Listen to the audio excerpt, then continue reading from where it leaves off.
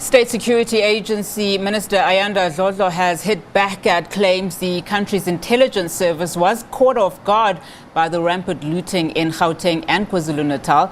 But did the intelligence act on time? Let's discuss this further. We are joined via Zoom by Jane Duncan, a professor in the Department of Journalism, Film and Television at the University of Johannesburg.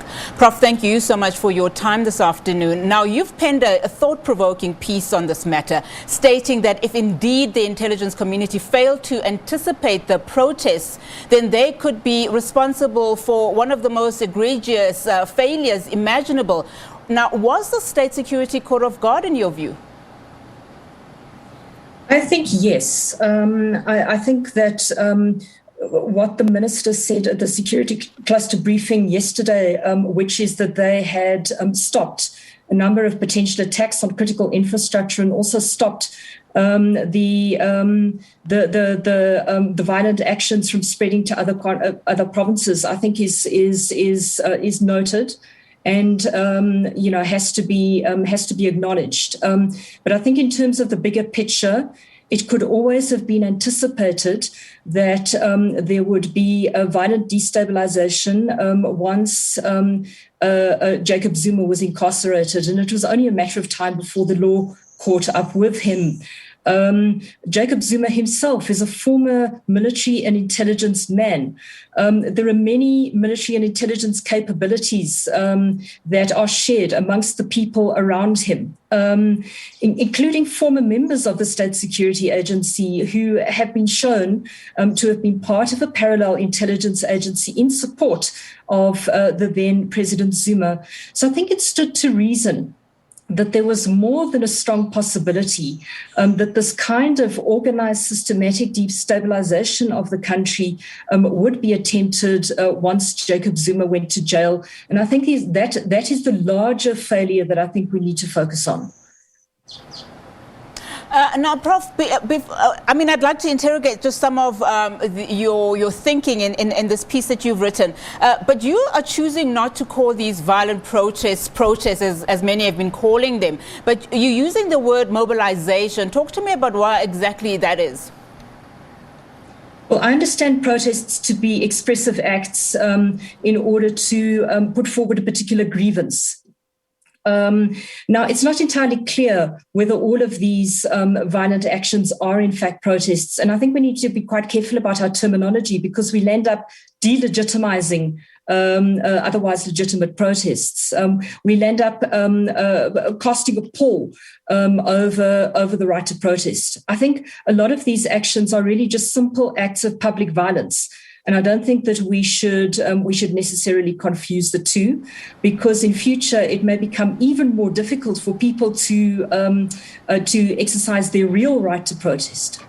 Just for the benefit of our viewers, those visuals that we are showing to you now live on screen are coming from a KZN. As you can see, obviously, still a lot of unrest in the country. Now, Prof, one of the most, I think, gripping statements that you've made for me on this piece is this, and I'd like you to unpack it a little bit for us. You're saying that while the mobilizations has taken a life of its own as they have tapped into South Africa's most serious fault lines, the events that precipitated them were clearly highly organized and well thought out. In fact, they bear the hallmarks of a paramilitary force skilled in counterintelligence strategy and tactics. Now, it reads like a movie, like I said, and I wish it was. Please just unpack especially what you mean by the hallmarks of a paramilitary force skilled in counterintelligence strategy and tactics. Yes, Nati, and I wish it was a movie too. And I suspect that many movies are going to be made and in fact need to be made about these unfolding events. I actually go further in my argument, and I make the argument that this also appears to be a counterintelligence operation against a sitting president. Now, we have a definition of counterintelligence in the country which involves measures to neutralize, impede, and disrupt threats to national security. And usually these steps are taken by an intelligence agency like the State Security Agency. However, I think in this case, it's been undertaken by a highly organized paramilitary group, an informal group that is outside state structures and therefore is acting illegally, but using counterintelligence methodology. And I think some of the things that they are doing by drawing on a counterintelligence playbook is that they are disabling critical infrastructure.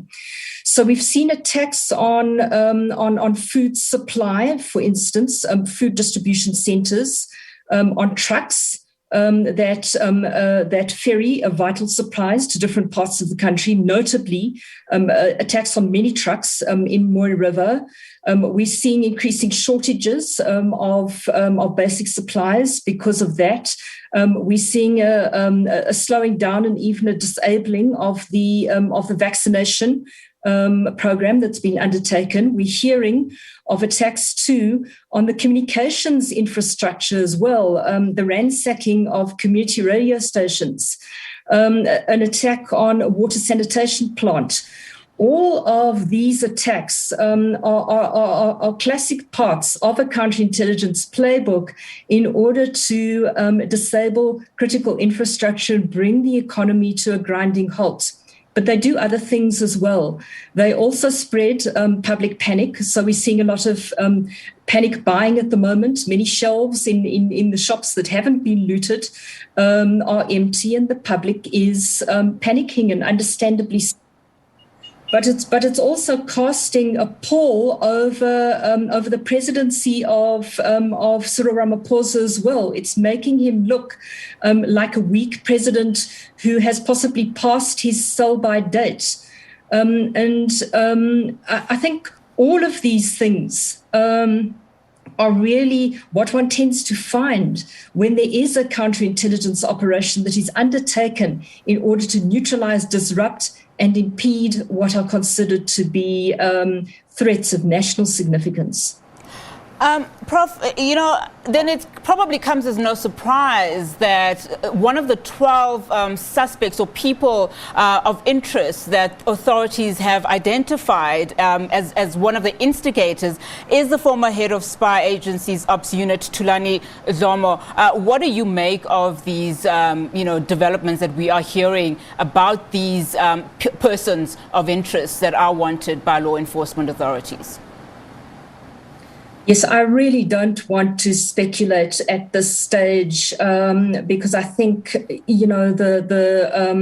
the agencies need to conduct the necessary investigations. It's difficult not to notice, however, that on the one hand, we have counterintelligence methodology being used, and on the other, we have a former head of counterintelligence who is alleged to be behind these actions. But I think things will unfold, and we wait to see whether, in fact, rogue spies are behind these mobilizations. It certainly seems to me that there is a hand in these mobilizations that is highly skilled in intelligence methodology.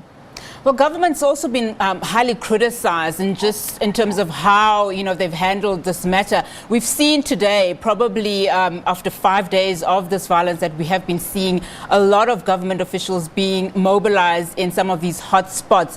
But there have also been calls from certain sectors for government to declare a state of emergency. I'd like your thoughts on this. I mean, is this a reactionary kind of approach to it? Is it dangerous? What are your views?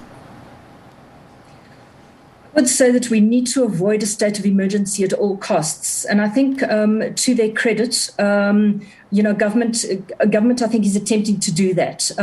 I think there is a recognition of the fact that would be pretty unprecedented in recent times, and that it will lead to a suspension of basic human rights. And it's got particular implications for journalists as well, because it's going to hamper your ability to continue reporting on what is taking place, because many rights will end up being suspended. So let us try and avoid it. I think that many of these responses, including the deployment of the military as well, are reactive, and I think a lot more could have been done on a proactive level to have prevented these actions from taking place in the first place.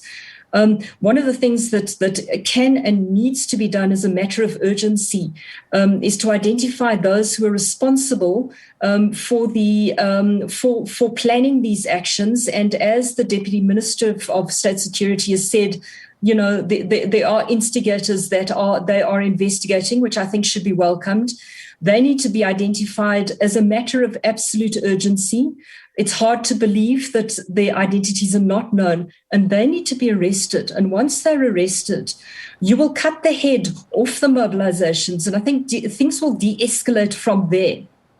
And using that targeted intelligence-led approach, you will actually see that the need for these drastic reactive measures like military deployment and a possible state of emergency will recede into the background because they will be less necessary. One certainly hopes that these arrests are definitely made soon. Prof, thank you so much for your time this afternoon. That was Professor Jane Duncan from the Department of Journalism, Film and Television at the University of Johannesburg.